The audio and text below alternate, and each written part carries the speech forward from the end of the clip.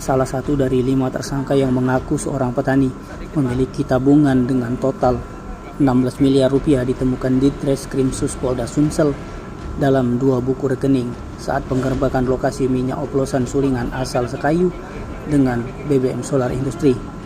Diketahui kemarin, Unit 1 Subdit 4 Ditreskrimsus Polda Sumsel mencatatkan rekor dalam pengungkapan kasus hilirisasi ilegal drilling dengan pengamanan 291,7 ton minyak pada 2 lokasi berbeda pengoplosan minyak yang berada di Desa Loro, Kecamatan Indraraya Utara, Kabupaten OI.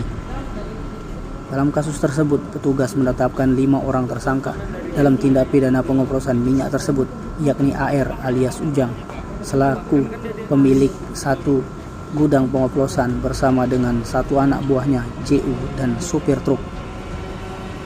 Pada lokasi kedua ada 3 tersangka yakni FR alias Franky selaku pengurus gudang pengoplosan, kemudian Raymond dan Zili sebagai supir truk. Dalam penggebrekan pada lokasi pertama, tempat pengoplosan minyak BBM industri seluas 1,5 hektar itu, petugas juga mengamankan 2 buku rekening Bank BUMN yang masing-masing berisi 6 miliar rupiah atas nama Ujang serta 11 miliar rupiah atas nama Ongki Anggara. Namun disinyalir masih milik jadi tersangka Ujang. Atas penemuan itu, Direktur Ditreskrimsus Polda Sumsel, Kombes Pol Agung Marlianto, menyampaikan terkait penemuan uang belasan miliar tersebut, pihaknya akan berkoordinasi dengan PPATK. Hal itu dimaksud guna memastikan aliran uang tersebut berkaitan dengan aktivitas illegal drilling yang dilakukan tersangka atau tidak.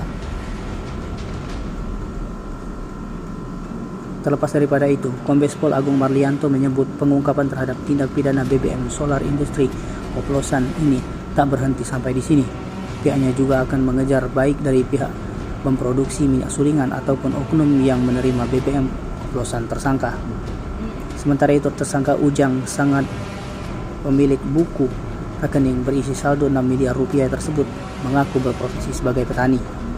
Namun Ujang dalam jumpa pers masih saja berkelit mengakui kegiatan pengoplosan solar industri oplosan itu baru dijalankan 1 bulan. Atas perbuatannya, tersangka terancam melanggar pasal 54 Undang-Undang RI nomor 22 tahun 2001 tentang migas dan atau pasal 480 KUH pidana dengan ancaman kurungan 20 tahun dan denda 20 miliar rupiah.